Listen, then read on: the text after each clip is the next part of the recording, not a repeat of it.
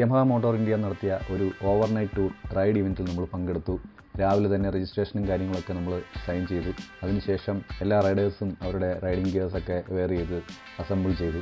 Yamaha FZS variant ആയിരുന്നു നമ്മൾ ഓടിച്ചിരുന്നത്. പിന്നീട് ഇൻസ്ട്രക്ഷൻസ് ഒക്കെ തന്നു, എങ്ങനെ സേഫായിട്ട് റൈഡ് ചെയ്യണം എന്നൊക്കെ ഉള്ളത്. വലിയൊരു ഗ്രൂപ്പായിരുന്നു, അടിപൊളി ഹൈവേ റൈഡ് നടത്തി ആദ്യം തന്നെ.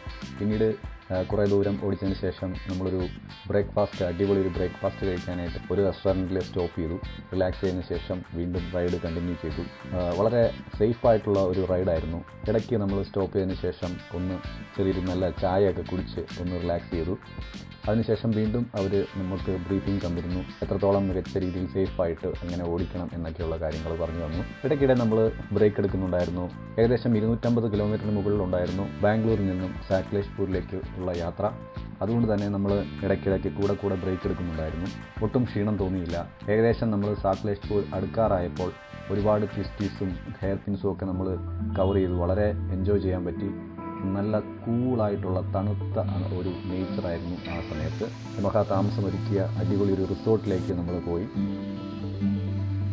നമുക്ക് നൽകിയ അടിപൊളി ഒരു ഹട്ട് പോലെയുള്ള ഒരു സ്റ്റേ സൂപ്പർബായിരുന്നു. അത് പറയേണ്ടതാണ്. ഒരു ഫോറസ്റ്റിനോട് ചേർന്ന് കിടക്കുന്ന നേച്ചർ അത് വളരെ അടിപൊളിയായിരുന്നു. ആ ഒരു താമസമൊക്കെ സൂപ്പറായിരുന്നു.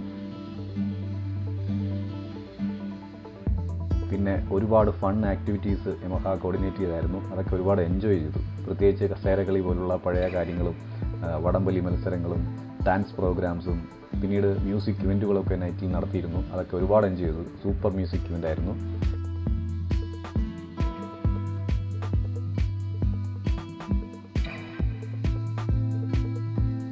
പിന്നീട് അടിപൊളി ഒരു ഡിന്നറും ഒക്കെ കഴിച്ച് നന്നായി ഉറങ്ങി എണീറ്റ് വളരെയധികം നേച്ചറൊക്കെ ഒന്ന് എൻജോയ് ചെയ്ത് ഈ ഒരു റൈഡ് ഇവൻറ്റ് ആസ്വദിച്ചു.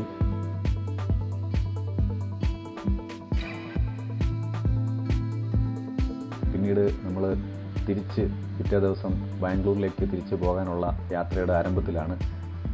ഒരിക്കൽ കൂടി അവിടെയൊക്കെ ഒന്ന് ചുറ്റി നടന്ന് കണ്ട് നമ്മൾ താമസിച്ച റൂമിൻ്റെ അതിൽ നിന്നും ആ ഒരു സൈഡിൽ നിന്നും പുറത്തേക്ക് നമ്മൾ കുറച്ച് നേച്ചറൊക്കെ ആയിട്ടൊന്ന് ആസ്വദിച്ച് പിന്നീട് ഫുഡുമൊക്കെ കഴിച്ചിട്ട് വീണ്ടും നമ്മളുടെ യാത്ര കണ്ടിന്യൂ ചെയ്തു.